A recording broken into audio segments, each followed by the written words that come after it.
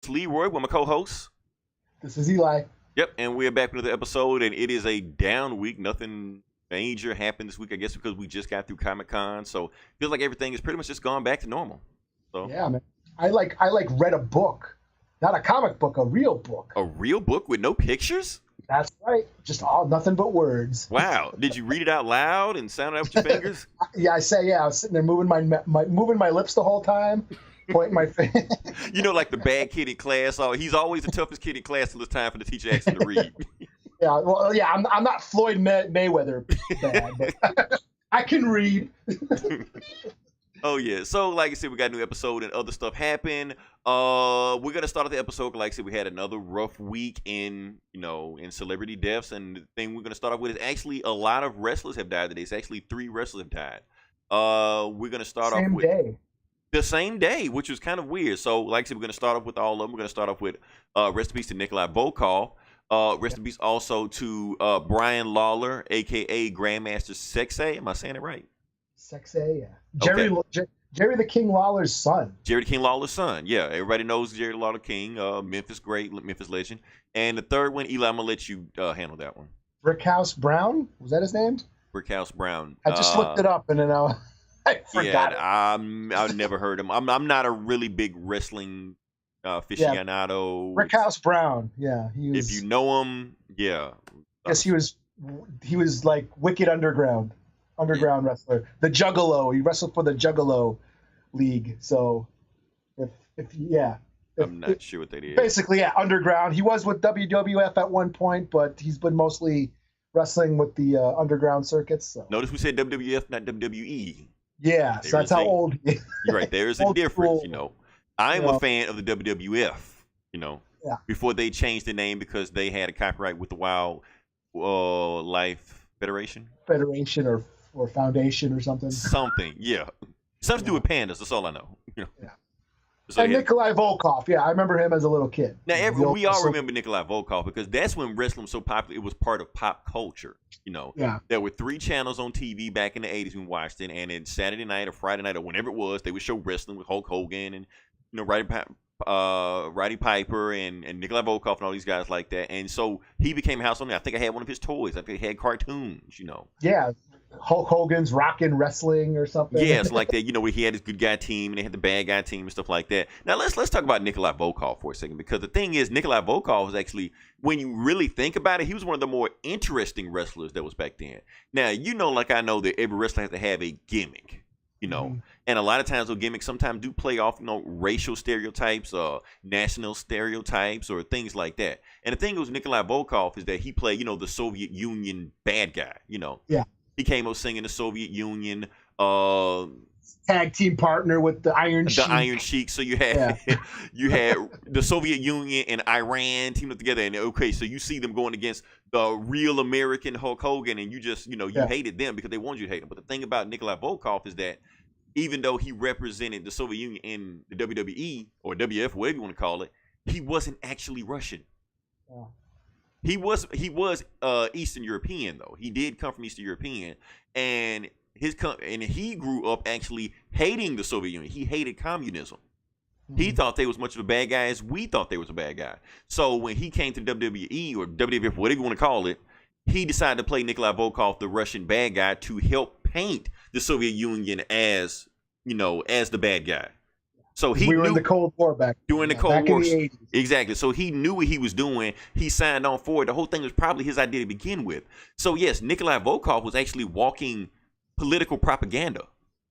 And he'd sing the Russian national anthem whenever he entered the ring. And everybody would boo, but he didn't care. He was just singing anyway.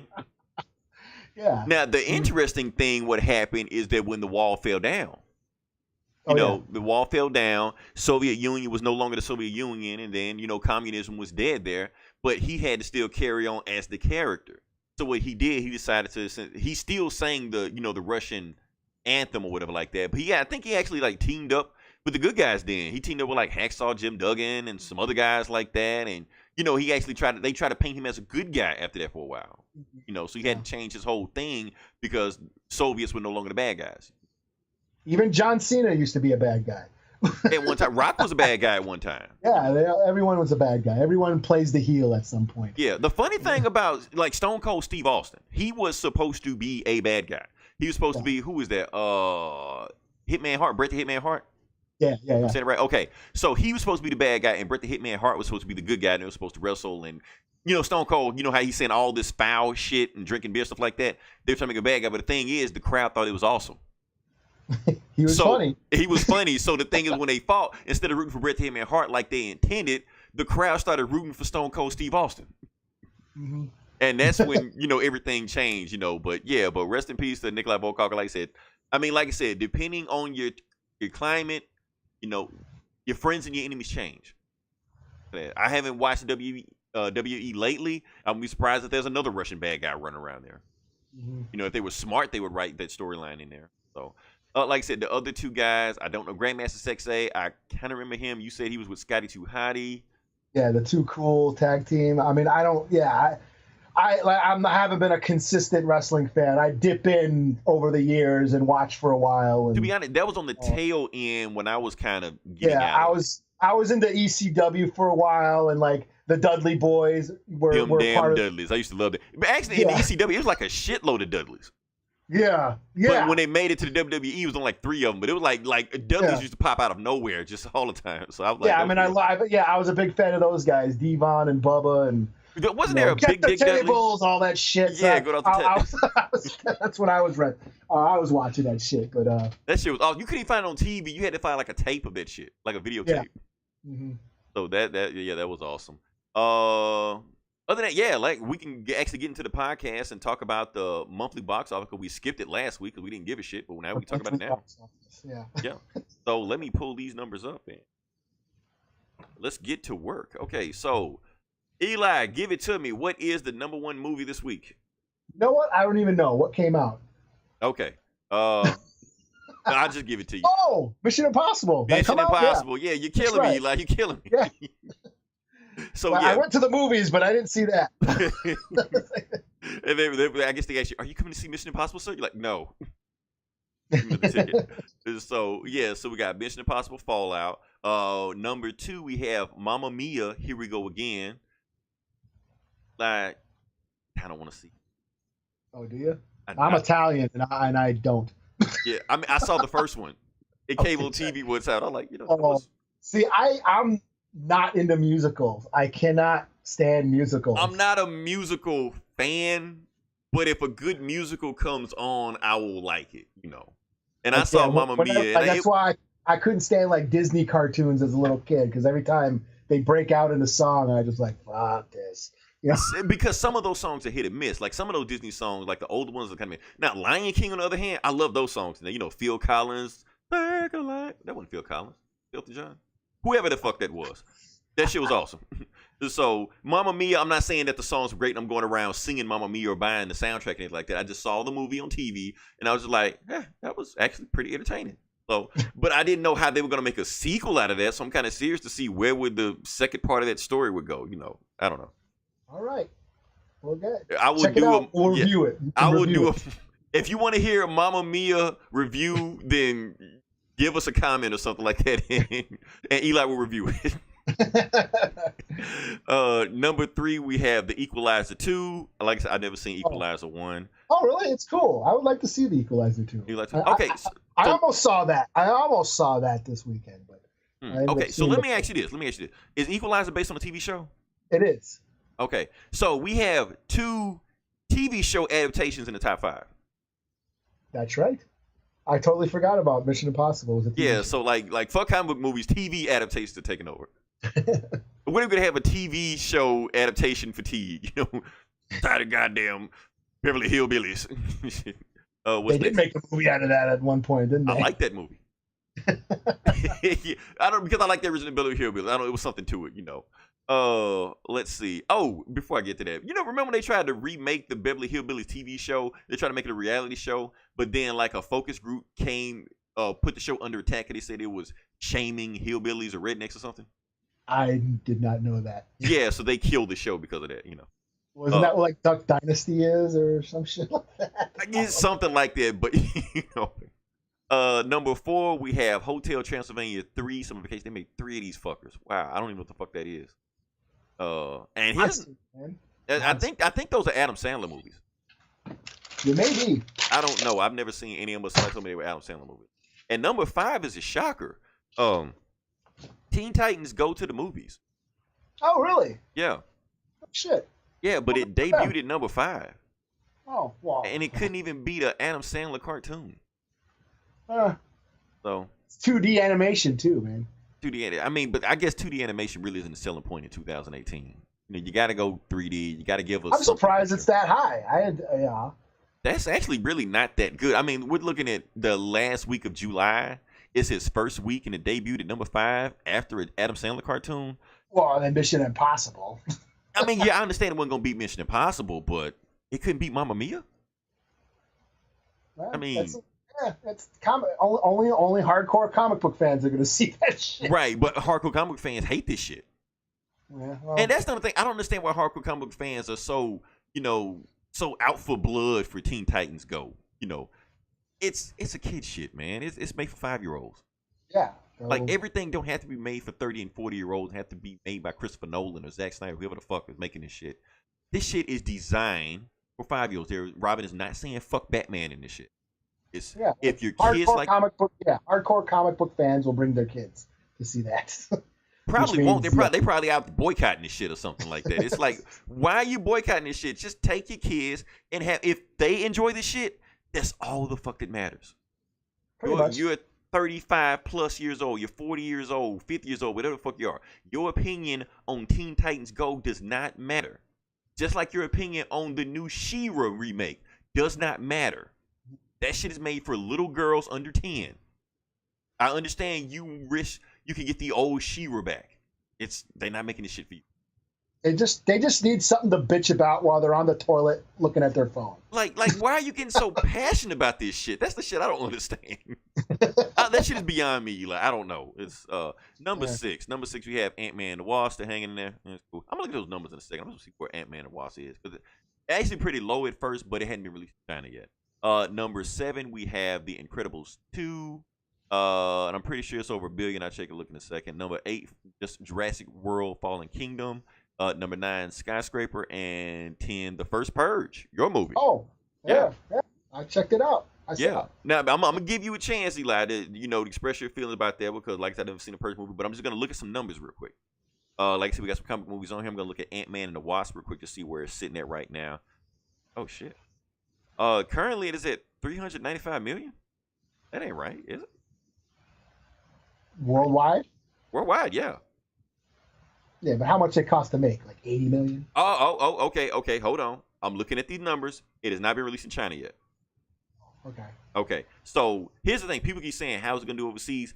It doesn't matter how to do overseas. Only thing that matters is how does it do in China. That's all that matters. So if it does the same numbers in China it's doing here, it'll make a decent money. It'll probably be like around like 700 million or something like that. Decent. It's not a barn burner for a Marvel movie, but, whatever. Yeah. But I'm sure it didn't cost that much to make. They only probably would they spend like maybe 100 on it, Yeah, they probably spent 100 on it. They probably didn't spend too much on it. Incredibles 2 is not a comic movie, but I'm just interested where these numbers are. The worldwide numbers on Incredibles 2 right now is 259,000 and 730. It's probably gonna hit $1 billion. It's just funny that it's just hanging right there, and it's it. Where's Infinity War? Infinity War was number 21 at the box office this week. Doesn't that come out on digital like tomorrow? Yeah. Well, for you guys listening, it'll be today. But yeah, basically. Yeah. Tonight at midnight. Yeah, I gotta wait till I get paid. Internet. Ever since I decided to up my internet and decided to go 60 frames per second on streaming, I'm paying for this shit in the long run. So I'm gonna wait for Avengers and Infinity War like next month or something. But it's currently at $2 billion right now. What else we got? Rest of these movies I don't give two shits about. Mission Impossible doing okay, but yeah, I don't care. All right, okay, we're gonna do some movie reviews real quick. I'm just talking about some movies that I saw this weekend. Like I see, Eli, I know you saw some, so I guess we can do like a movie bully review real quick. So I'm gonna just start with Mission Impossible, Fallout. Now, people have been hyping the hell out of this movie. I've been seeing reviews like I think it's like at a 98% or some shit on Rotten Tomatoes. It's like stupid high. People are calling it the Dark Knight of spy movies. You know, this and Tom Cruise is back. I'm like, what the fuck, man? Okay, this shit is getting out of hand. Of course, you know, then the other stuff that was going on, like Tom Cruise broke his leg while filming, and he did all his own stunts, and they were showing it behind the scenes. He actually did like a real life fucking Halo jump, you know, like he's Captain America and shit. So yeah, so that's Tom Cruise for you. Now, when I saw the movie Eli, my impression of the movie that it was good. All right. Wasn't mind blowing. Plot was actually kind of predictable. I me's like I said, this is the 6th Mission Impossible movie. So after a while, you expect to see some shit. You expect to see, oh yeah, that guy, he's gonna double cross you. Yes, it's gonna be a car chase. Yes, Tom Cruise is gonna run for no fucking reason for 5 minutes. You know, you expect to see all that shit. And people, I've seen other reviews saying, oh, the plot was so smart. You had to pay attention to every single thing, otherwise it will lose you. Not really. The plot I thought was actually pretty simple. You know, especially since they kept repeating it over and over again. We gotta get the thing. Because if we don't get the thing, then this might happen. You mean we gotta get the thing? Yes. And then the music cuts off. We have to get the thing. And exposition. Right. You're like, okay, we get it. You gotta get the thing. Okay, so they go through that. They got these long establishing shots of the pretty backgrounds like that. I'm like, yeah, this is cool and all that. But I'll put it like this. When they got to the 3rd act, Eli, holy shit. That 3rd act was balls to the walls. Then I'd be like, that shit was worth the entertainment going right there. Like up until the first 2 acts, they were cool. People were going crazy with the bathroom scene, like the bathroom scene, the greatest thing ever. I was like, yeah, cool. But that 3rd act and the helicopter fight, and they were going back and forth. I was like, okay, this shit alone is worth the money. So that's why I was like, it's a pretty good movie. I'll tell you this about Henry Cavill. Henry Cavill was actually really good in this movie. Well, I remember like from the trailer, the bathroom scene where it looks like he's doing all the fight choreography. Yeah, he's doing fight choreography and he's fighting and stuff like that. And it was cool. I mean, there was no problem with it. But like I said, it was that 3rd act where shit just really just went balls to the wall, just went nuts at the end of it. But like I said, Henry Cavill was like really, really good in this movie. He was swearing a lot in this movie. I started looking again like, wait, is this PG-13 or R? Especially Superman swearing like that. Fuck Superman. Right. Like what honestly, I think Tom Cruise just put him in the movie specifically so he could fight Superman. Just so he could put that notch on his belt. Other characters in the movie, they were pretty good in that. Angela Bassett was in the movie, and Angela Bassett to me was Amanda Waller. That's all she was. Okay, yeah. Like that was her only role in the movie, which originally she was the original Amanda Waller back in Green Lantern. For anybody that remembers that shit, and you may have missed it, but yeah, she was Amanda Waller in that movie. Yeah, overall, I give the movie a 4 out of 5. It is a solid, entertaining movie. It is not a game changer. I don't even think it's the best Mission Impossible movie. People keep saying it's by far the best action movie we've seen in years. I don't think it's the best Mission Impossible movie. I still think the best Mission Impossible movie is Ghost Protocol, the one that Brad Bird did. And I think the last 2 movies after Ghost Protocol had just been trying to recapture that Ghost Protocol magic. Now, I will say this one, because the one after this, one before this one was Rogue Nation, and this one is actually a direct sequel to that one. Like every other Mission Impossible movie is just like its own thing. This one is a direct sequel. Now that's why I actually got lost a couple times, because they made a whole bunch of references to the last movie, and to be honest with you, I fell asleep on that movie, so I can't remember what happened. So you sold me on that, right? So when the guy from the other movie showed up, I don't even remember. I was like, oh, he was the bad guy last movie. I don't even remember him in the movie, but they kept making him a big deal. So like, okay, yeah, whatever. So yeah, pretty fun movie. Tom Cruise is Tom Cruise. Tom Cruise is one of the last movie stars that is a movie star that will put butts in the seats by his name alone. He's one of the very few guys that can still do that, and he does it here. When he's on screen, it's the Tom Cruise show. So yeah. All right. Yeah, cool. I'll let you go because I know you got some stuff you want to knock out. Okay. Well, I saw the Purge, the first Purge. Not the first Purge, but the first Purge. Well, they're calling it the first Purge because it's a prequel. Right. This movie's all about the very first Purge that happened. They were calling it an experiment, and like the other ones, it's full of political and social commentary. Now, for those who don't know, the Purge is basically one night in a not too distant future of America, where one night crime is legal for I'm pretty 12 sure hours. they say they set the time as next year. Yeah, it's not. It's a few years from now. That's basically when all these movies take place. And I'm a fan of these movies. I like them. The first one is okay. It's just about a suburban family in their house trying to fend off, the crazies. It's a siege movie. But then from then on, it's all about the inner city and the world opens up. And of course, election year was a total, comment on, the 2016 election and the two candidates that were running. This one, again, full of very timely social commentary.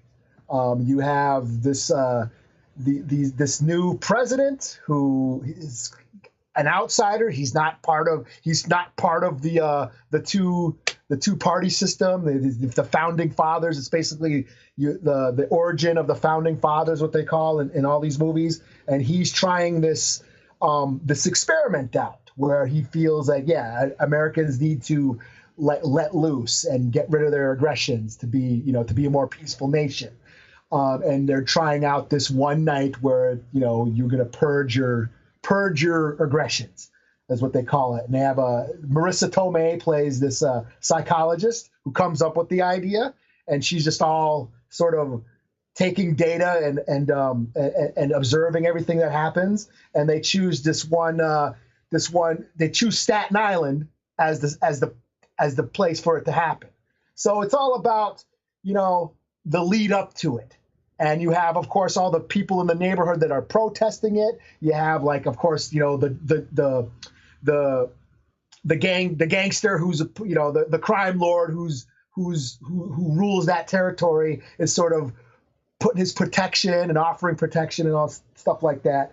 But the political commentary it's just so in your face. There's a scene where the chick is gets sexually harassed, and the guy tries to grab his crotch. She beats his ass and goes, "You pussy grabbing motherfucker!" I heard about this scene. Yeah. Yeah. There's that. There's of course there's these mercenaries wearing blackface masks. Of course the white supremacists are coming in, and that's the thing is you find out that this thing was all sort of orchestrated. You see the whole science versus because Marissa Tomei, she's the psychologist, and then you have the campaign managers these people aren't killing each other like they were supposed to, like they thought. Mm-hmm. And they're like, maybe people. I'm just here to collect data. Science does not have any political agenda. I'm just here to collect the data. And it's like, no, we need this to work and even admits, we cannot raise taxes. We need to lower the population. So boom.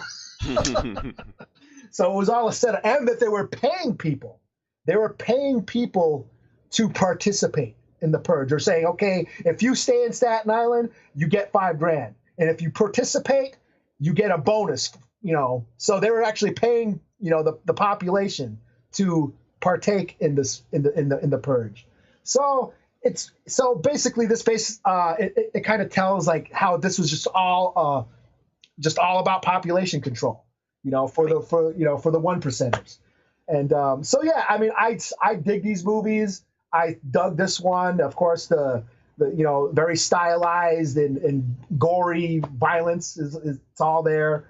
It does get a little repetitious, but still, whenever you hear the announcement of the purge, there's still that uneasiness. Whenever you hear that the sirens go off around the city and the emergency broadcast system comes on the TV, and the commencement of the purge has begun. All crime is legal for the next 12 hours. May God be with you. Like, holy shit. It's still a little uneasy when you hear that, because it's a little plausible. You know what I'm saying? It's almost way too plausible. That's the thing. Yeah. So even though I've seen these movies and it's still, it's nothing new, there's still that uneasy tension when you hear that. Like, wow, this could actually happen.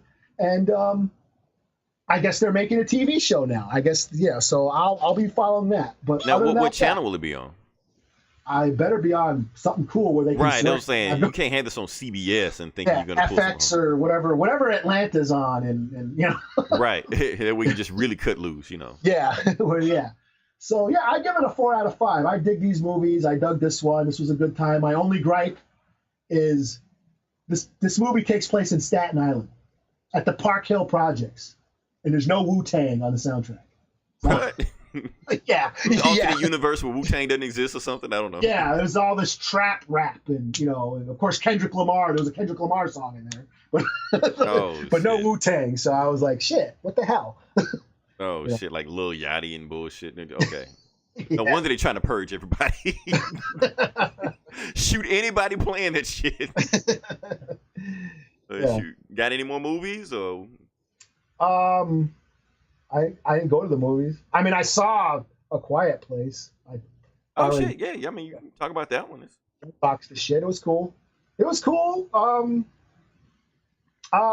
I mean, I'm jaded, so like the scares, don't affect me as much. But there was some generally tense moments.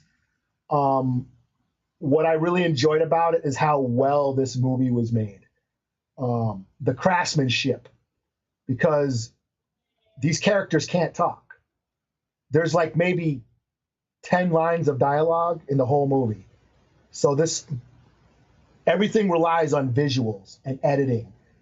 And it's like, it works so well. You get to know this family without any dialogue, So I just watching this movie unfold and what it took to make it, and how the visuals and the editing and the use of sound was used. I was like, wow, it's a really well-made movie.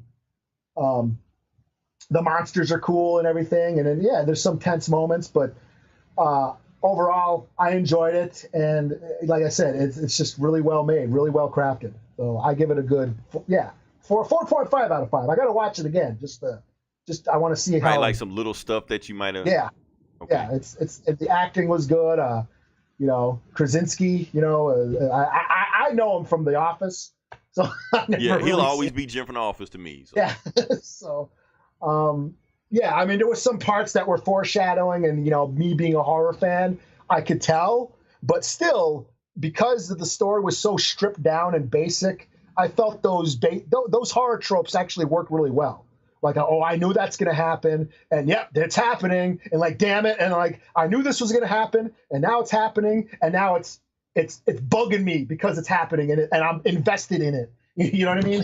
Like I knew that was going to happen. I know it's a trope, and I've seen it a bunch of times before, but it's still working because the story is so basic and stripped down. So yeah, I mean, it's really effective, a really effective horror flick, and yeah. Is it the best horror movie ever made? No, but it was pretty cool. In recent years, it's pretty cool. Okay, nothing wrong with that. I'll check it out eventually. Right there. Like I said, I think that's all the movies that we saw this week, so we can continue on from there. Eli, it's time for round 2. All right. Like I said, we had this big James Gunn debate last week. We did like this huge WWE promo on Facebook before it happened. I guess it paid off for us because like it's probably our biggest episode. So I didn't have time. But you know what? I've been noticing not a lot of people have been talking about, like a lot of the podcasts and stuff. Like I've seen a lot of articles pop up. Right. But some of the podcasts I've listened to aren't even touching this. Some of them are scared to. I think so. I think they're scared to talk about it. Yeah. So I'm like, I bet you we're one of the few that don't give it. We got nothing to lose. So we got nothing to lose. I mean, Ryan's not going to shut us down. If he does, oh well. Yeah. But like I said, we could talk about this because, like I said, we've been talking about James Gunn, and now all of a sudden, the cast of the Guardians of the Galaxy have made an official statement. Like I said, they've been making tweets back and forth, saying their stuff, or maybe like making side tweets like that. But now they made an official statement, basically putting their whole faith behind James Gunn. And I'm gonna just read. I'm not gonna read the whole tweet. I'm gonna just read basically Chris Pratt's statement of what he said. Although I don't support James Gunn's inappropriate jokes from years ago, he is a good man. I personally love to see him reinstated as director of Volume 3. If you please read the following statement signed by Tycast. Like I said, it's online. It's pretty much everywhere. If you go online, you can see it. It's not a long read. It's actually pretty good. I doubt any of these actors actually wrote this shit. I think they hired somebody to do it, but it doesn't matter. They all signed it. And like I said, it's basically saying, that yes, he did this a couple years ago. Yes, he changed. Yes, the movies helped changed him. And we're hoping that we're doing this because we're hoping Disney will reinstate him. But they're saying they also know that, public opinion has no due process. Once they convict you, you're guilty, you're guilty. So they're saying that hopefully, and they're saying they know it might get worse because they know that he was taken down by some organization. They know other people might be taken down by this organization, and they're hopefully that people will not, character assassinate somebody else, even though they know it's eventually going to happen. But here's the thing, Eli, that I was very interested in. I feel like they weren't like letting Gunn off the hook completely. They were saying that in the statement at the end that I kind of caught, they were saying, hopefully this will teach people that, that post online or social media that everything they write can be, held accountable for, that everything you write is permanent online. It's written in digital stone. So hopefully going forward, everybody will be mindful in the society of what they're saying from there. And I felt like it's so funny that it's weird because the other day, what's that? The Facebook movie with Lex Luthor. Eisenberg, social something. Social Network. The Social Network was on the other day, and I was watching it, and the chick that he liked, she was saying, the internet is not written in ink; it's written in stone or something, or whatever. She said basically what you just said, right? Because he went and posted all those pictures, the hot chicks, and rated hot chicks and all that stuff, and that's what got out, and people flipped out over that shit. So. Yeah, you manipulate the public in a way, the public opinion in a way online. So. And you can do that. I mean, like I said, you put certain things in certain places. Yes, you can sway public opinion, and people are finally realizing this. Or not finally realized, but it's been like way forever that you can influence the world through social media. I mean, that's how Trump is in office. Yeah. I mean, Twitter was dying before his campaign. He made it popular.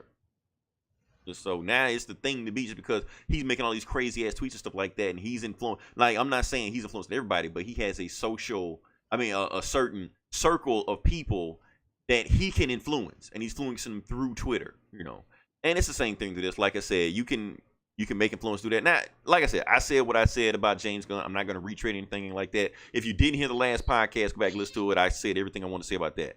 As far as what to do with James Gunn, I don't care. If Disney bucks under pressure and puts him back in the director's chair, cool, whatever. If they don't, cool, whatever. I mean, at the end of the day, nobody's dying, nobody's going to jail. Hopefully, he will find another job. He can make his own movie. He can go to another studio, work on maybe DC, work on Spawn, whatever the fuck he wants to. And at the end of the day, work on some Valiant movies, y'all. Ooh, it might make me give a fuck, but I'm not gonna say it. Make that Archer and Armstrong movie. Right. Hey, that's right up his alley. So at the same time, this is the ugly side of Disney because, like I said, since they control everything now. Okay, James Gunn whatever side you're on about that, let's put that to the side. The point is that James Gunn got himself involved in a controversy. Now, one thing Disney is not going to do is take a bullet for one of their employees that is in a controversy. That shit ain't going to happen. So, Disney's like either you or him. They're not going to stand by James Gunn. They're not going to, support him. They're like, no, if you're in this mess, whoever started it, it don't matter. You're gone, so they can be completely absolved from themselves. So they can pretty much wash their hands of the whole situation, so it won't taint them. It's a money move. That's all it is. So people keep bringing up the straw man argument about what they did in the 40s with Dumbo and the Jim Crow and Songs of the South. Who gives a fuck? None of that shit is hurting their business right now. This James Gunn shit is hurting their business right now, and they had to completely remove themselves from this situation. Now, if they put him back in office, cool. If not, whatever, you move on and be all right. The Guardians of the Galaxy are concerned about getting him in office because it affects them directly. Chris Pratt's paycheck. It's hard to get a franchise. $1 billion franchise. $1 billion franchise. Yeah, he's got two. He's got two of them now. He's got two of them. Yeah, I mean, he's lucky. Yeah, but at the same time, these motherfuckers are hard to come by. And so, like I know, when that Guardians 3 comes out, it's gonna be some angry fanboys that are gonna, mobilize, and try to boycott this shit. Try to run if it even gets made. I mean, that's the question. If they're even gonna. That's the question. Also, honestly, if I was Disney, I would just cancel this altogether. I just say, fuck Guardians 3. Because you don't even give the fanboys a chance to mobilize. Because the funny thing about it is that, okay, they want to, they're gonna boycott Guardians 3, right? They're not gonna boycott Avengers 4. They'll still want their own children to watch that shit. Oh yeah. Well, they might be doing some rewrites. Oh shit! Just have all the Guardians just not come back to life. Just Thanos just break every one of their necks. Just like kill Rocket too. We got Rocket. Fucking, he's dead. Oh, I left one. They're like, just grab Groot and just smoke him like a cigar or some shit. Make sure you don't come back. Yeah, that theory about Groot being a part of Thor's hammer. Yeah, fucking blow that shit up. Groot's not coming back. Right. And then Thanos looks right at the camera. So yeah, that shit would be hilarious. So yeah, that's going to happen with the Guardians 3. And like I said, we're going to move into the next part of the podcast, but it's all connected because Disney owns everything. Disney owns your soul. Eventually, they will buy outright geekery. Eventually, they will buy us. I, for one, welcome our new Disney openers. We pretty much give them all our money. So. Right. In some form or other, we are Disney. Yeah. We are paying Disney. So so they have so much shit in the fire right now. And like I said, before we go on, I just wanted to say about that whole statement with the actors. I mean, I don't think he's going to get his job back. I think he's done. But I just think it's cool that these actors came out and supported him. And they should. Yeah. Like I said, regardless of how you feel about the whole situation, I have no problem with people protesting because that is their right to do. Yeah, I think that was cool. It's like at least people aren't totally buying into the rumors and the fake news or whatever. So that's reassuring. So that made me feel good. But do I think he's going to get his job back? Probably not. And yeah, he should go make some horror movies again because he makes cool horror movies. Here's the thing. Do you think, okay, like I said, the Guardians made this statement. Do you think they're going to take it a step further? Do you think they're going to give Disney an ultimatum? I don't know. We'll see. I mean, I'm trying to think. I mean, the only one I can think of is Zoe Saldana because she's in Avatar. But, that's a whole nother thing. She'll get her Avatar money. That's not going to happen. And she's in them. I mean, as far as I know, they're still making them. Okay, I didn't know if they was already shot or whatever. Yeah, because he's making like 5 of them or something. Yeah, they're still in the works, and he's trying to basically build a whole new form of theater so we can watch these. What the fuck? James Cameron? Shit. Yeah, we're gonna have to fly to the moon to watch these fucking movies or some shit. So yeah, just more bullshit going on. So that's what I was wondering what's going on there. The reason I was saying we were gonna go to the next part because actually the next part kind of bleeds into this. Like I said, we got this whole Disney Fox merger going on. Now a lot of people think that Disney just outright bought Fox and they just paid $71 million cash and that's pretty much it. Now from what I'm hearing it's a little more complicated. It really they just bought Fox. It's like they merged into one company. I don't know the whole logistics behind that. But it's not like a Marvel or a Star Wars thing. They just wrote a check and that's it. Like they merged into one company now. Like they're still going. Fox is still going to exist. It's just they're owned by Disney. Now, from what I remember, I think they like. It's like Ray Kroc owning McDonald's. Right. He doesn't make the burgers, but he owns the land it's on. For those that haven't seen The Founder, go stop list the podcast right now and go see that shit. Yeah, that movie is awesome. Yeah, it'll just make you want to fucking eat at Wendy's. Not McDonald's. Like, fuck this, I ain't eating McDonald's no more. Right. So, yeah, that's what we were saying. So, like I said, they have merged in one company, and that's the thing. Like, it is scary now because, yeah, everybody is happy. Fantastic Four is back. Woo! X-Men is back. Woo! Nobody cares that Disney now owns 40% of Hollywood. Yeah. That's some scary shit because the same shit that just happened to James Gunn because they own so much of Hollywood. James Gunn is just a cog in the machine. He's just a tool. They can replace him. And the thing is, like, okay, what if they don't make a Guardians 3? It's Marvel. we already know that they can slap their name on anything and it's guaranteed to $500 million regardless. Ant-Man and the Wasp. Eli, have you ever read an Ant-Man and Wasp comic? Not recently, no. I haven't ever. I still haven't even seen the movie. Okay, but I touche. I see your point. But the whole point I'm trying to make is that you have people that have never even heard these characters, never even bought a comic from these characters. Even if they bought the comics, say these comics suck, and they're making all this fucking money just because Marvel just slapping their name on some shit, and it's just selling. They're like, oh, it's Marvel. I just got to go see it. And any movie they do, they can do that with. They can make a Sleepwalker movie right now, and that shit would do $500 million. It's crazy because they built themselves as a brand name. And if they don't do a Guardians 3, like I said, 2 weeks from now, nobody would even notice anymore. It would just fade from obscurity, and we would just keep moving. Especially since we just said that they bought the Fantastic Four. I've said this before in like earlier podcast episodes before. The Guardians were always just a placeholder for the Fantastic Four. They're doing the adventures that the Fantastic Four used to do. Now they have the Fantastic Four. Fuck the Guardians. Sorry. I mean, it really is. You could just have those same adventures with the Fantastic Four and just keep the party going. Half the time, it won't make Guardians money, but yeah. Because I just had this conversation the other day with the baby mama. Yeah. And she don't read comics. And yeah, the Guardians are her favorite movie. When I said, well, they'll just make Fantastic Four movies. And she said, and I quote, fuck the Fantastic Four. Okay, I get it. Fuck the Fantastic Four. But if they hit the Marvel stamp, things change. They're gonna be like, oh, it's not like the other Fantastic Four now. It's gonna be good now. It may be the same fucking movie. But like I said, we're brainwashed into thinking it's going to be a good movie. People think Ant-Man is a good movie. You know, Doctor Strange is a good movie. And you even said it. I mean, I watched Infinity War twice. Right. And I was like, okay. The first time, it was all just, oh my God, shock and awe. And this time around, I'm like, yeah, this is just a bunch of shit crammed together. Right. Like, it's not really a movie. It's not a movie. And the baby mama, she saw it and was like, it was all right. This was just a bunch of, there was no plot. Like, so it sounded like your baby mama was a little bit easier than my mom. My mom just flat said that shit sucked. She even looked at me like, "You like this? Really?"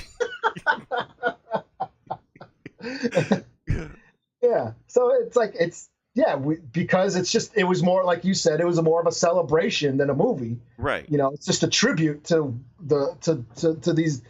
all the other movies the previous movies. Right. That it's not really doesn't work on its own. A self-contained film. Right. It's just an event, Yeah. So, yeah, you're right. I mean, they're a brand, and there's always going to be an audience. It's just, I just think moving forward, I think the billions aren't going to be there as much. I think they're going to be formalic, like Pixar. They're not going to fucking be already formulaic. Yeah, they're going to be more like, they're not going to be blowing $300 million on a movie anymore. You know what I mean? Right. Especially after the Phase 1 characters are out. You know what I mean? They're going to we're saying it, Eli, but if they make an Avengers versus X-Men movie, come on. We're going to be right there in that. Get Robert Downey Jr. back. Yeah, right. Just back up a truck in front of his house, like, man, please do this movie. I mean, that's what they could do. Yeah, every so often they'll open up the checkbook and just throw blank checks everywhere, and money will be no object. But I think moving forward, they're going to be like, hey, each movie's going to be like 80 to 100 million, and then you make your money back, and that's going to feed the machine. Just keep it going. Yes, I agree with you. Eventually, this machine has to slow down, and people are saying eventually we're going to get superhero fatigue. But I'm saying the machine isn't slowing down anytime soon, and it's nowhere in sight where the machine is slowing down. Yeah, I don't see it. Not with Marvel, anyway. Yeah, not with Marvel. I mean, it's eventually going to come a time when it happens, but I don't see it. You got Spider-Man: Homecoming 2 out of time or out of home or whatever. Black Panther 2 probably gonna make more money than the first one did. They probably gonna do the same thing. Put in February. Black Panther month probably have I don't know, Obama guest star in it or some shit. I don't know. So the train is just gonna keep going. Eventually it's gonna slow down. Like I said, there's one opponent that has never been defeated, and that is time. Eventually everybody, slows down eventually. But like I said, I don't see it anytime soon. But it's just my alarming. Like, yeah, Disney now owns like half the planet. Right. And the fact that they bowed to political pressure is alarming. And I'm just going to leave it at that. That's all I'm going to say. That this giant corporation that owns everything practically can be, persuaded politically. What you say is political. I don't think it's politically. I think it's financially. I think it's publicly. Yeah, but someone with a political agenda. But right, somebody with a political agenda was affecting their pocketbooks. Yeah. So it all boils down to it. So. Yeah, and that's what's alarming about it. And but hey, I like my entertainment, and that this is what keeps me happy and puts a smile on my face. So in the end, does anybody really give a shit? No. Exactly. Yay, Monopoly! Yeah. For the rest of the podcast, we're gonna fan cast who's gonna be in the Fantastic Four. Yay! Fuck that shit. Yeah. Watch some other podcast does the whole show that shit.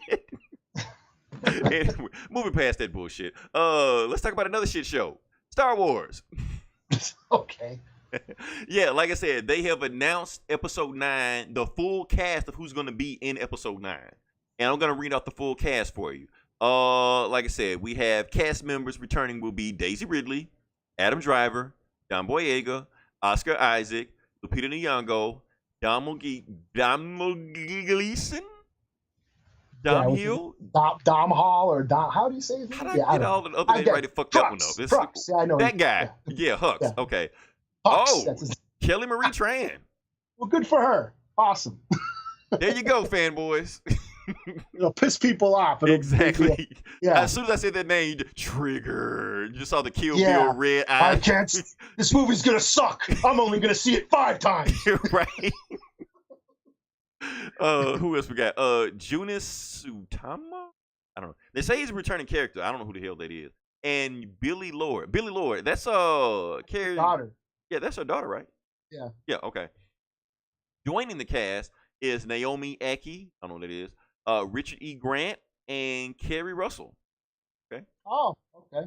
Cool. And also coming back is Mark Hamill. Mm-hmm. So, fuck death. He'll probably be a Force Ghost. Whatever. Okay. Probably. Yeah. Anthony Daniels, C-3PO. And Billy D. Williams. There you go. Will come back as Lando. So, yeah. Eli, how long you think it would take for them to kill him in the movie? Lando? Yeah. I don't know, man. Let's see. There's no way he's making it out of there. You never know, man, because they're supposed to kill Leia. Yeah. Oh, and I was actually saving that. Carrie Fisher will be back in the movie. Yeah. So how are they gonna do that? They say they have some unused footage from the other movies, like episode 8, and it's gonna use that footage and just kind of shoot around it. So I guess it wouldn't be that hard because most of the movie is shot on green screen anyway. So they did it with Brandon Lee, so yeah, and that was like what 30 years ago when they did that. So yeah, so they can do the footage now. Hopefully they do that CGI bullshit again. That shit was terrible. I don't know, man. I mean, I don't know.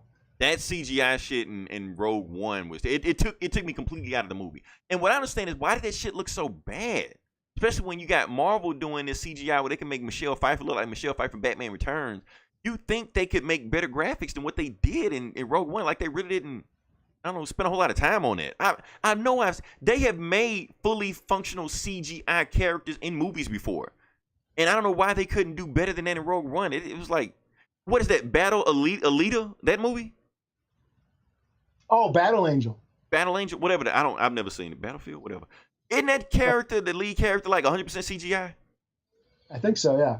Okay, so they can do that, but they can't make Grand Moff Tarkin or Princess Leia look halfway decent, convincing? Well, Grand Moff Tarkin's dead. I mean, that dude's dead. I get that. I'm not saying dig him. I know Disney has money, but I don't have that much money. I was amazed. Like, holy shit, he's there. I'm just saying he didn't look convincing. It was that uncanny valley. It kept taking me out every time he appeared on it. And I know for a fact I have seen CGI in other movies with fully CGI characters that look better than that. They could have did a better job with that. You know, he didn't even move correctly. His face looked weird. I'm like, come on, man, y'all can do better. Y'all Disney, y'all have the money. Making somebody younger is probably easy, like, because for Downey Jr. and Michelle Pfeiffer, I'm sure they used their face as a template and they were doing the performances and they just, I don't think they were doing it. I think they had maybe stunt doubles. Reason I'm saying it because yes, Michelle Pfeiffer does look good for her age, but when she walked down those stairs in Ant-Man and the Wasp, I'm like, whoa. Oh, I still haven't seen it, so I don't. Okay, I'm not spoiling it that she's hot. Okay, don't tell me that. So so that stuff still happens in there. So I'm just wondering how they're gonna get around that. So I don't know. It's gonna be weird. People are gonna bitch at this movie just for any reason. I'm just ready. I know they said after episode 9 they're gonna kind of like take a break from the main Star Wars movies. So I'm after this. This is just to get past this shit. So yeah, I'm like kind of like done talking about Star Wars. I'm like because it's no fun. Yeah, because even if you start like everything I want to talk about doesn't I had this theory about Luke still being alive, and I tried to express that, and people that just turned into a big bitch fest, and fuck it. Yeah, can't even talk about it. So. That being said, now we can move on to DC, and DC was doing so well, but they have this one spot that's just really fucking up, and that's the Titans. Like I said, the Titans trailer came out. Nobody liked this shit except maybe one person. I'm not gonna name his name. Shout out to that one guy. Is Berlanti making this too, or what? I don't think he has anything. He may have. I hope Berlanti's not putting his name on this. He needs plausible deniability on this because this shit is. Like I said, it looks like Arrow with swearing. I mean, it looks like YouTube, man. It don't even look like Arrow. I know you say it look like Arrow, but I don't see it. I think the only person on there looks good is Robin, but he doesn't act like Nick Grayson, so even they fucked that up, but like the thing we want to talk about is because there's been one actress that is beginning harassed again because that's what nerds do. We harass people on the internet, and this is the Starfire actor Anna Diop. I may be saying her name wrong, maybe fucking up, whatever. She has deleted her Instagram account because she says she's being harassed by racists and sexists. Not people that have been, going after her because of her performance in Starfire or what they saw. They just like attacking her specifically. So she decided to delete her account. So, like I said, I know people are scared to say what they want to about this. They want to tiptoe around this subject, stuff like that, because they don't want to be labeled this and labeled that and stuff like that. Look, if she looks like shit, say she looks like shit. That's all I'm going to say. Yeah. You don't have to dance around it.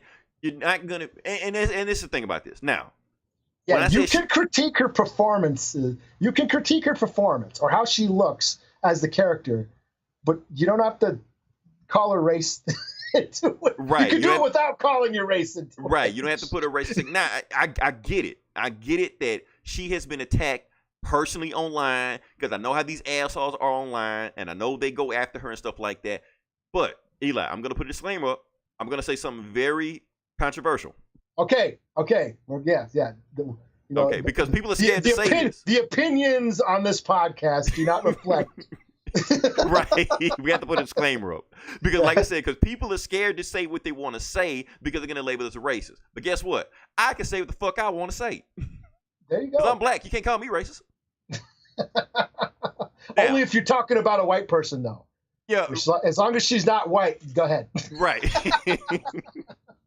Now, like I said, what I'm going to say about it, because I feel like that this show, maybe her and maybe the show, maybe both of them, are hiding behind the race card, hiding behind the sex card, so they can, put up a shield against any criticism about what we saw from her performance and her costume and her portrayal of Starfire. So now if anybody says anything about her wig, her complexion, her wardrobe, her costume, her special effects, if you say anything about it, Eli, you're a racist. You can't have an opinion about it because they're hiding behind that race car shield. Because a few assholes online went at her specifically to attack her. That means nobody can have an opinion about this shit. Otherwise, you're going to be labeled with those other, basement-dwelling, neck-beard assholes, too. And no, you don't get a free pass on this. I'm sorry, you don't. You don't get to pull the race card on this shit. This shit looks fucking terrible. I'm not attacking the actress. I have seen her before in other stuff. She was in, 24. She was awesome in that. I'm not attacking her physically. She's beautiful. I'm not saying anything about that. I'm saying when I pick up a comic book and I see Starfire, and you show me this shit, and you telling me you want me to pay my $8 a month so I can see this bullshit? Fuck no. I'm going to have an opinion about this shit. Because if you want my $8, you also get my opinion with it, one way or another. I'm not attacking the actress. The actress is fine. I'm attacking this fucking portrayal of Starfire. Now, yes, some of the other ones looked like shit too. Beast Boy, what the fuck was going on with that? But like I said, Starfire looked so bad in the trailer. To me, it takes me completely out of the whole show.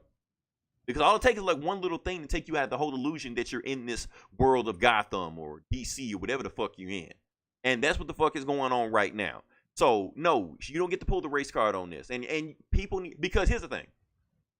It was another group that did the same bullshit because a few people harassed them and a few people attacked them, that they pretty much put up this wall and this campaign that if anybody attacked them, they were labeled this and that also, even if they can't even have a regular opinion. And that was Ghostbusters.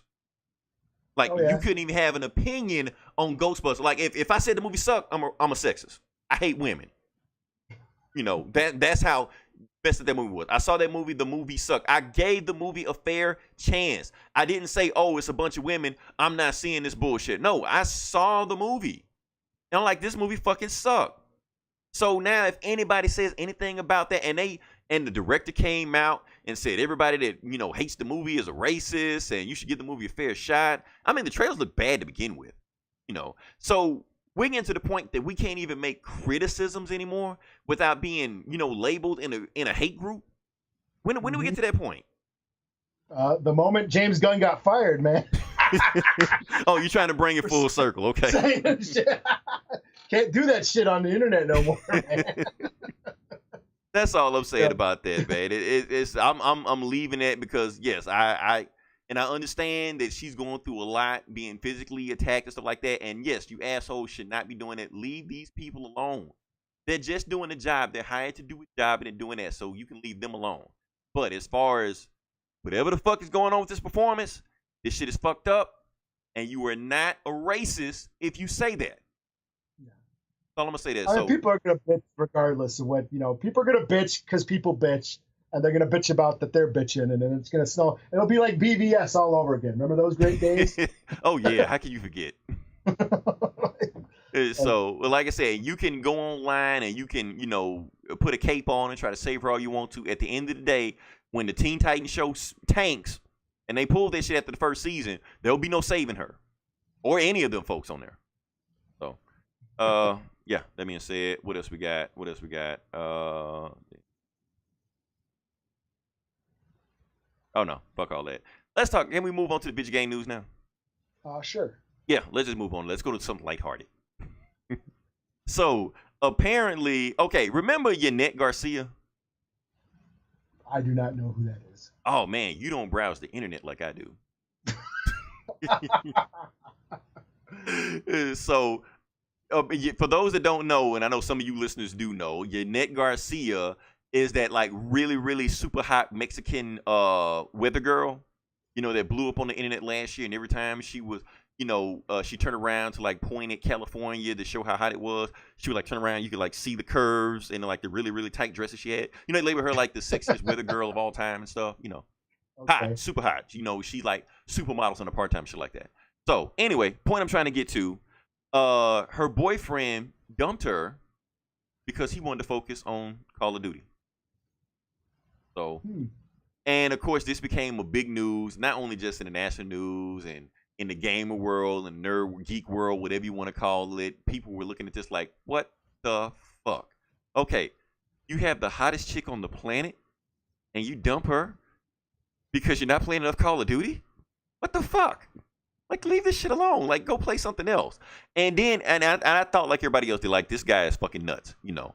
But then I started digging into it and seeing what the heck was going on. And after a while, I started thinking, oh, that's okay. So in that situation, I actually kind of understood where he was coming from. Yes. She's fucking nuts or what? No, he said she was cool. You would think so. Okay, that hot, you have to be nuts. He said she was cool. I think she might have been nuts. I'm not gonna say that, but yeah, like I said, she might have been nuts, but she said she was cool. He said that wasn't why he got rid of her. But at the same time, listen to the story. I was like, okay, it makes sense because the thing is, it's not just he just dumping her for Call of Duty. The thing is, this guy, whatever his name is, Faze Sensor, whatever his name is, he's actually a professional Call of Duty tournament player. He makes 6 figures a year doing this shit, playing Call of Duty. He has sponsorship. He goes to tournaments. He does all this shit. And he was saying basically, spending time with her, or she became a distraction to start making him suck at tournaments. You suck at tournaments, you lose out on money. Lose out on money, you lose your sponsorship. You get kicked out. All kind of stuff. It just starts snowballing like that. So we got to make a choice. It was and she breaks up with him because she's broke. Right. And she's going to break up with him anyway. So so he had to make a choice. Either leave the hottest woman on the planet or follow his career, follow his dreams. And I put it like that, and I was like, okay, I get it. That's a hard decision to make. That's not something you just make on a whim. You have to sit down and think about that. Like, what that was, what she is, you got to think about that before you walk away from that, So, but like I said, if you're chasing your career, chasing your dreams, no matter who you are, I don't care how hot you are, you can be Yannette Garcia. When a man is chasing his dreams, that's what he's going to do. He's going to chase the dreams. Now, people are jumping on this because the thing is, because he's a Call of Duty player, because people really don't take video games seriously. People already think that it's some kind of addiction that people have, and it's fucking up people's lives and stuff like that. And they're thinking, okay, he just sits in his house just playing 5-6 hours of Call of Duty in his mom's basement. He's got the hottest chick on the planet, but he wants to dump her so he can play 8 to 10 hours a day in his mom's basement. Like, no, that's not what's going on. He's fully paid to do this stuff, and he's just chasing his career. But people still don't take video games seriously, don't think it as a career seriously, so they're making him just like some kind of man-child that can't get his shit together. And just for the record, it doesn't matter how hot a person is. There's always someone who can't stand them. Right. Now, let's think about this for a second now. He'd been with her for 3 years. So it wasn't like he was with her for, he was with her one night.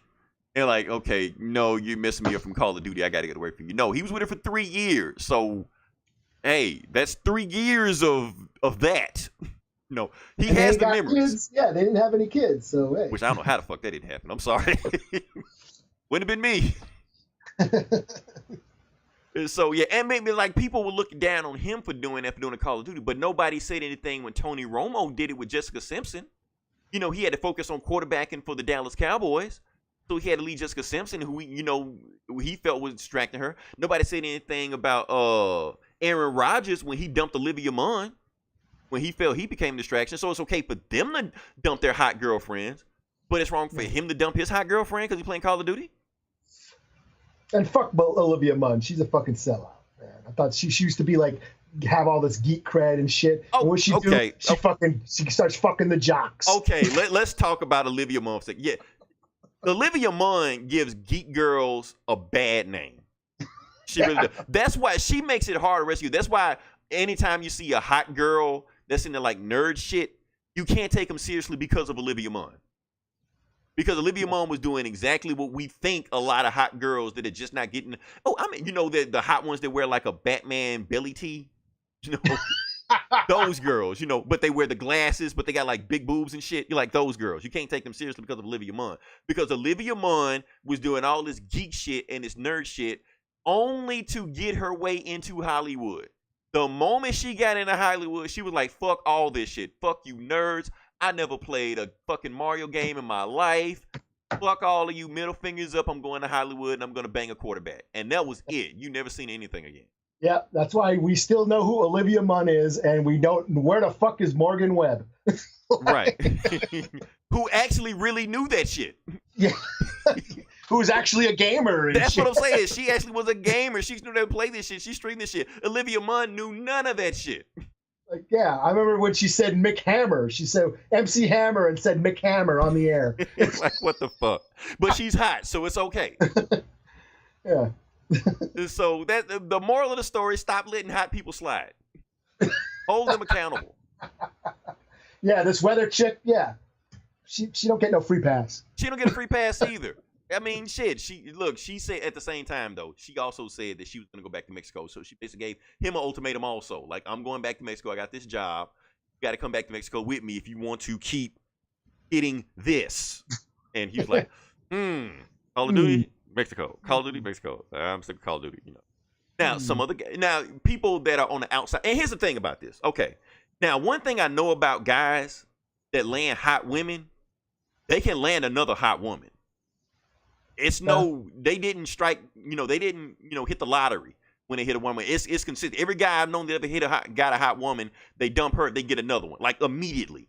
So this guy's gonna be okay. You thinking, oh, Yannick Garcia, he'll never do better than that. Next week he'll have one even hotter. That's the circle of life. It happens. That being said, can we move on to the meat of the podcast? Sure. Yeah, I know it took a long time for us to finally get here, but let's finally get there. Like I said, this is the bread and butter of the podcast. It's the Comic Book Bullies. We actually talk about comic books. I'm going to talk about the comic books that went on this past weekend. And I guess I can start off. The first book I'm going to talk about is Doomsday Clock number 6. Okay. Like I said, this is the halfway point of Doomsday Clock. It's only going to be 12 issues, and we're just going to get down to business. So basically what happened is that the last issue that took place in number 5, that Joker, the mime and the marionette, those two new Watchmen-esque characters popped up. They captured Batman, and then Joker showed up and captured them. And then he saw Batman on the ground like, oh, look at here. I got Batman. So the next issue we see that they're going to some place. They're walking down this hallway, and Joker has Batman tied up in a chair. He basically said he hit him with some kind of Joker venom that's going to paralyze him for like the next 24 hours, some shit like that. So Batman can't move. The marionette and the mime are walking past, stuff like that, and it's like they're like, where we going? Where we going to secret meeting? Because of that Superman theory where everybody thinks that the government is out there making metahumans has everybody freaking out. So the Legion of Doom or the Super Society or the whatever they call it in the name this week, they're all getting together to have a meeting to find out what they're going to do about this going forward. So while they're doing that, we get in this flashback. Really, the whole story is a flashback. We get a flashback to the marionette when she was younger, and her father is this puppet owner, and he has his own shop and stuff like that, and he makes puppets like that. And the thing is, he gets shaken down every week by the cops, but I don't think it's the cops. And they pretty much ask him, make a payment every week, otherwise they're gonna, fuck up his place and stuff like that. And she looks next door and she sees this little boy over there, and the boy can't talk, and they become friends and stuff like that, and they hang out, and her dad makes puppets for him, and she gives him puppets, and they're basically like, their little boyfriend and girlfriend and stuff like that. And eventually the cops are like sick of what's going on. They're like, okay, we want some more money, and he's like, look, I'm not doing this no more. And they, beat him up in front of his daughter until he gives them the money. And the next time they come in, he hangs himself. The reason not only does he hang himself, he leaves a note for his daughter. And the note he leaves, he like, as long as I live, they're gonna keep coming after me, and I can't keep doing this in front of you. So the only way this is the only out I see. So what I want you to do is just pack up everything and leave and find a better life for yourself. So when the cops come in and they see, his dead body, and she basically blames them, so she stabs one of them in the neck, with some scissors.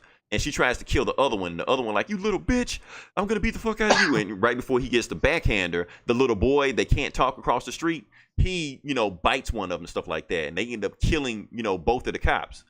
So the little girl and the boy that can't talk, they leave and they grow up and they're together all the time, and they rob banks and stuff like that, and they're having sex all the time, and she gets pregnant, and she has a baby, and they get arrested, and that's basically the boy that grew up was the mime. Like, he never talks anything like that. Back to the original story where we're going on right now. They finally make it to the spot where, they're having this meeting with the supervillains, having this meeting about what's going on, and they're like, well, so what are we going to do? It's about to be World War III.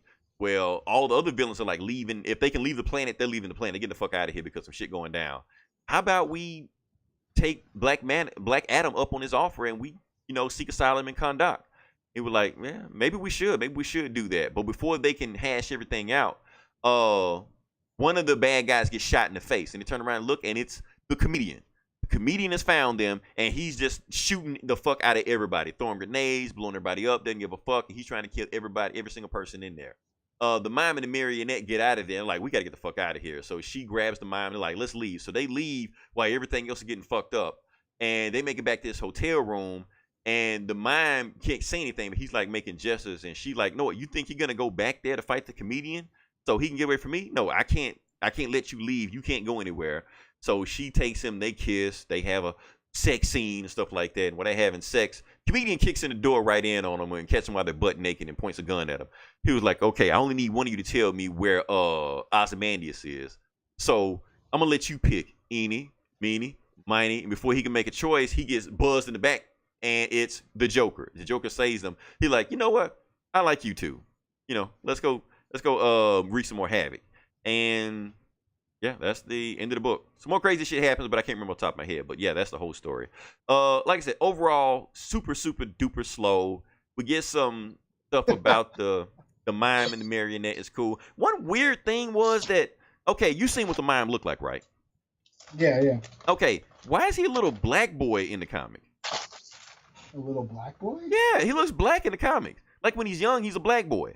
But then he grows up, he doesn't look black. And they don't even look the same shade or tone, anything. That's why it was confusing me the whole time. Like, is that the little boy? So I guess that's the boy because he grows up and he becomes a mime. And I guess in this one panel he looks black. He kind of looks black, but No, he looks like a white dude. He got like the wavy hair, European hairstyle and stuff like that. And he looks lighter. It's a difference between how he looks younger and how he looks older. It's different. So I don't know. It's weird. I get the book up 4 out of 5. It's cool. I think it's gonna pick up. More stuff happened in the last book than in this one. But I keep thinking things are gonna pick up with the next. I keep thinking the story has to go somewhere. I don't know. Because the most interesting thing that happened is that when Joker takes out Comedian, the Watchman pen, he puts it on himself. And that's how the book ends. So I'm like, okay, that's exciting. Okay, I guess. I don't know. I'll let you go. All right. Well, since you're doing DC, I guess I'll just do the Marvel shit. And I didn't get to read much because I was reading real books. So I only got to the Punisher. Punisher 228. This is the finale, the Punisher War Machine finale, or War Criminal, we should call it, because for those who don't know what's been going on, Nick Fury gave Frank Castle the War Machine armor to take out some European dictator, and then he did that, but then never gave up the War Machine armor and kept it for himself, and kind of went on a crime, killing rampage. And then all the Avengers were after him to try to get him back. And he gave them all the slip. And this picks up right after the last issue where Winter Soldier and Black Widow kind of teamed up with the Punisher to go take out Hydra. And Baron Zemo, who's been kind of, secretly doing Hydra shit ever since... what's the shit that happened last year? Secret Empire, yeah.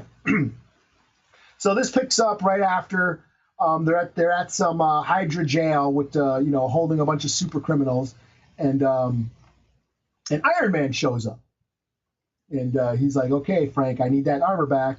And there's some cool banter about morals and stuff like that, which is always funny because Frank can always throw the shit right back in their face. You're a bunch of hypocrites. He said, "Fuck you, man. I do what you won't." And the only reason why you still do what you do is because you don't have the balls to kill these motherfuckers, which is what I'm here to do.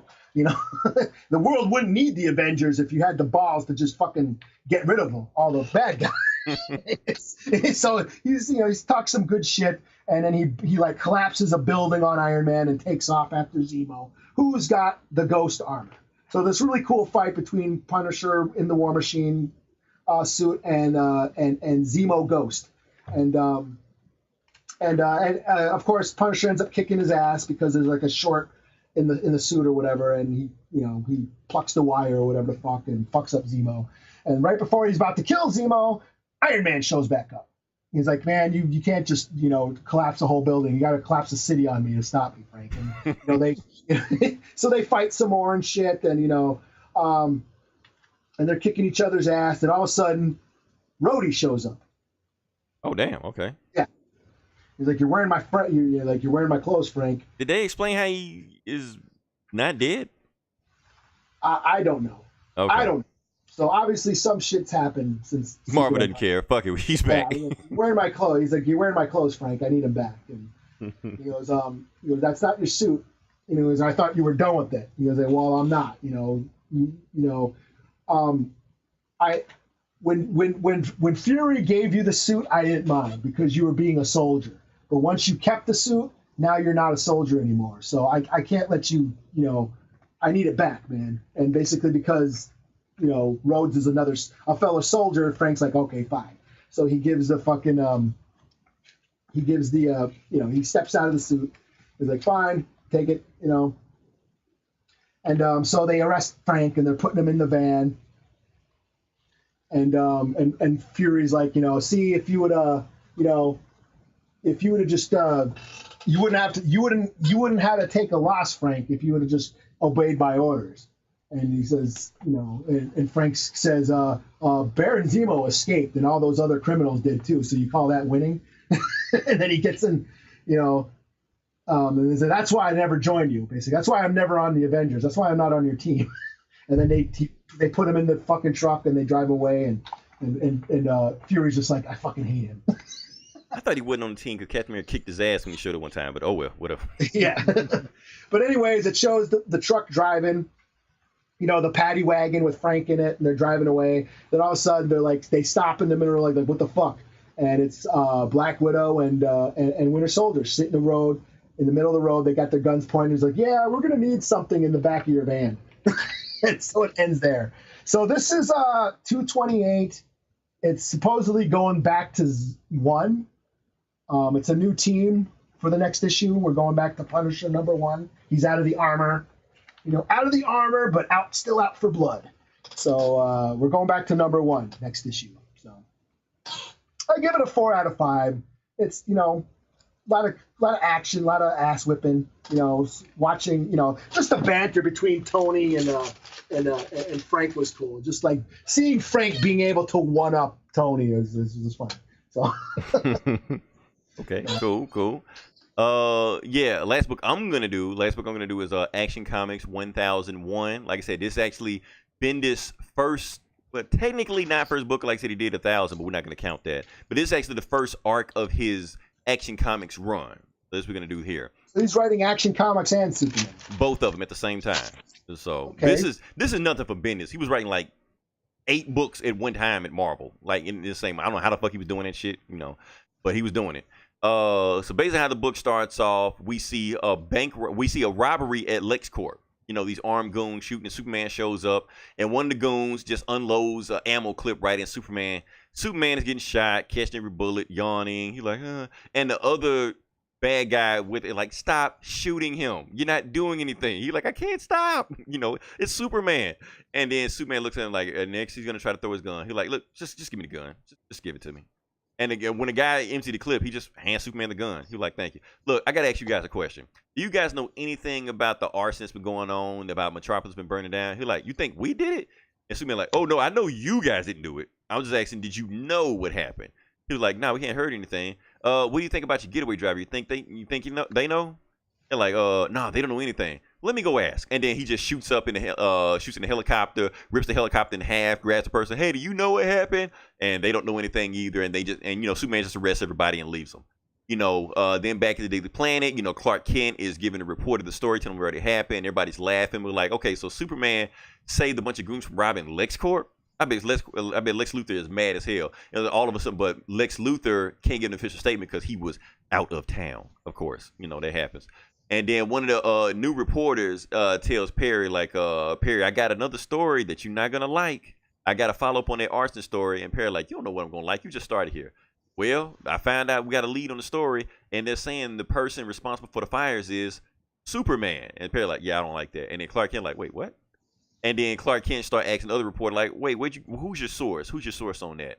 And then he find out that the source was this little boy, you know, that walked up to, you know, the fire department chief and said Superman was burning down buildings. So Superman goes to the boy's school, flies up in front of him while he's in football practice and stuff like that. He was like, okay, what'd you tell the cops? Come with me. And then he walks with the boy, tells everything that happened. He was like, look, some big bald head dude paid me $300 to tell you that Superman was burning down buildings. And they were like, you did what? And the boy was like, should I have asked for more money? I don't know, is $300 a lot? He was like, okay, little boy. And then, but the cop, but not the cop, but the fire department chief is like, how can we trust anything this boy is saying right now, Superman? Because you were imposing, you were intimidating. You could be, you know, scaring this boy into telling a lie.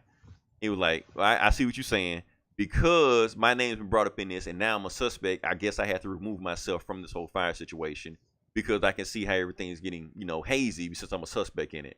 And then the boy's like, but then they look at the boy like, well, we got to do something about this boy because he's lying. But at the same time, he's a good boy. I talked to his mom and he's fine.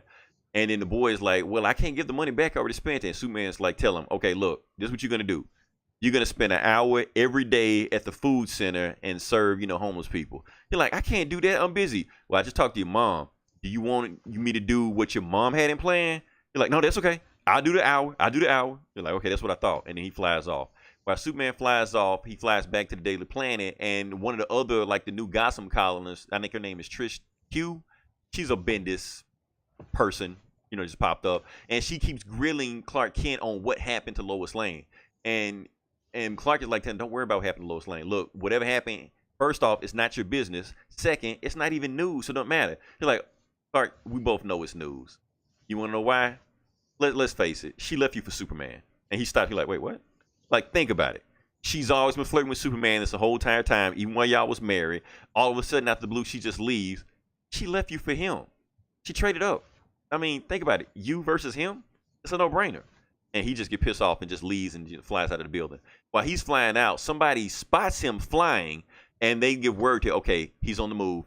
And while he's on the move, they have this like little secret meeting. They have a meeting in a mansion underground in a lead tank, a lead soundproof tank, and they have this meeting with these other guys. And while these guys are talking, you see a big bald head dude in the background. They're like, did you pay off that kid to tell him that Superman was doing that? You're like, yeah, I did that so they would look at Superman instead of what we're doing.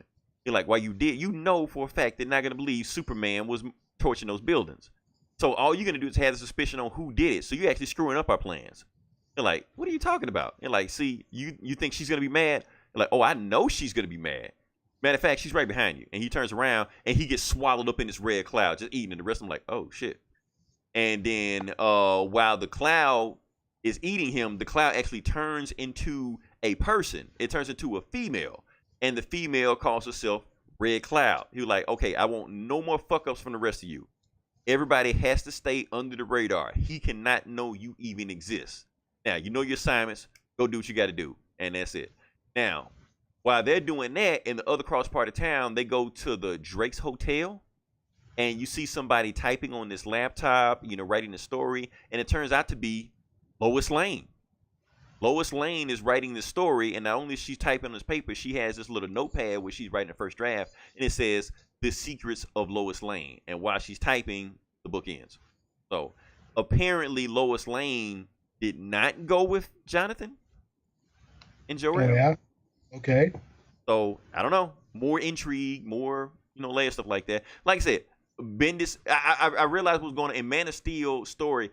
Bendis was basically setting up the stories for both of his stories because, like the Rogozar shit, that's the Superman shit, but the fire burning shit, that's the Action Comics shit. So he was basically writing two stories at the same time, but now in the solo stories, he's expanding on those stories and adding more to it.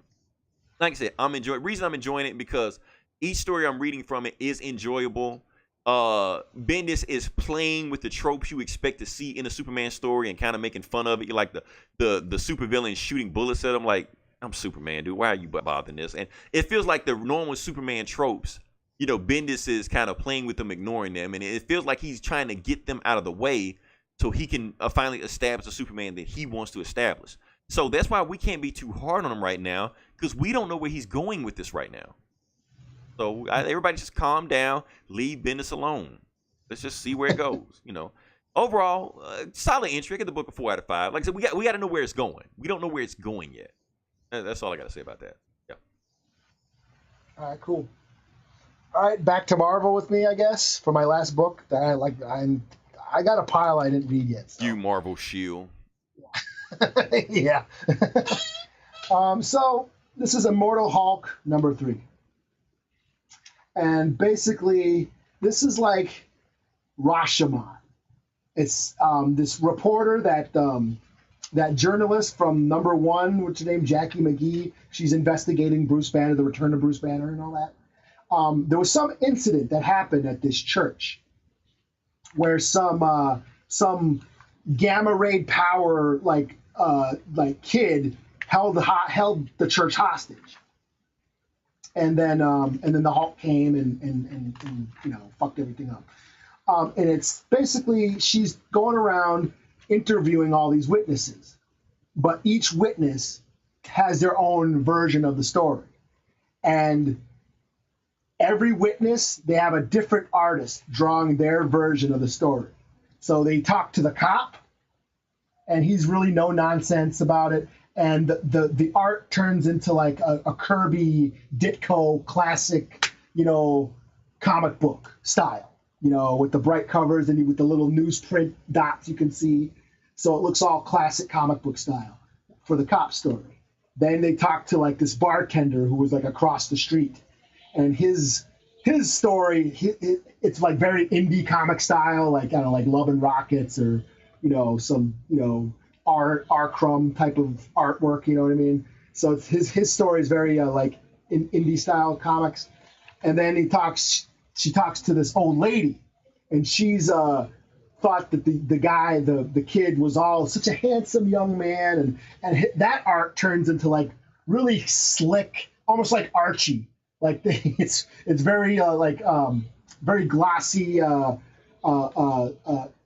cartoony, looking like Jam in the Holograms or Dazzler or something, So basically every story, every witness has a different version, and then they talk to the priest, and his version is all like dark. It looks like Constantine or some horror comic. It's all dark and gritty and shit. So it's like really cool how this comic book just sort of like, again, I like when they push the boundaries of comic books, and this issue did that. I mean, everybody's got a different version of the story, but basically Hulk comes and takes out that kid, but what the kid was trying to do, he stormed the church. He's got basically what's been going on is some dude in some small town had gamma radiation, and he infected the whole town. So there's people running around with like gamma powers, and this kid had gamma powers, and he ran to the church and took them hostage and was basically begging the priest. He's like, "You got to come help my girlfriend. She's possessed." So they finally, when the Hulk comes, fucks up the kid, but then they go back to the hotel room, and they find the girl, and she's all tied up, and she's all green. Her neck's like twisted the other way. It's really fucked up. And again, that's what I like about this run, this Hulk run, is like it's taking it back to the horror roots, the monster, the good old monster story. So yeah, I thought this was awesome. I read it a couple times. They tease the return of the Sasquatch at the end. So I think we're going to see the Hulk fight Sasquatch next issue. And yeah, there's this really cool part where the Hulk's here. The kid has these like gamma ray powers, and he like shoots gamma rays out of his eyes. And when the Hulk shows up, he shoots like this gamma beam right through the Hulk's chest. And you can see it through the Hulk's chest. And then the Hulk just stands there, and then it just seals right back up. So it's sealing factor. like a zombie movie or something. Yeah. So it was pretty dope. I thought it was really brilliantly written. Like I said, I liked how they had different artists working for each witness's story. So it had some really funny moments, especially the old lady and the bartender story. But then once the priest comes, it just grounds it back into that horror realm. So yeah, I could 5 out of 5. This was awesome. I'm really digging this run. Nice. This is like now I know you said it was a bunch of like different art style changes. Were there different artists on the book? Yeah. Okay. Let me see. Where is it? Yeah. The framing sequence, Joe Bennett. The cop story, Leonardo Romero. The bartender story, Paul Hornschemir. That's a mouthful. The old lady story, Margaret Savage. And the priest story is Gary Brown. So yeah, they had different artists for different sequences. So really cool. Like I said, it really pushes. I like it when they push the boundaries of comic art.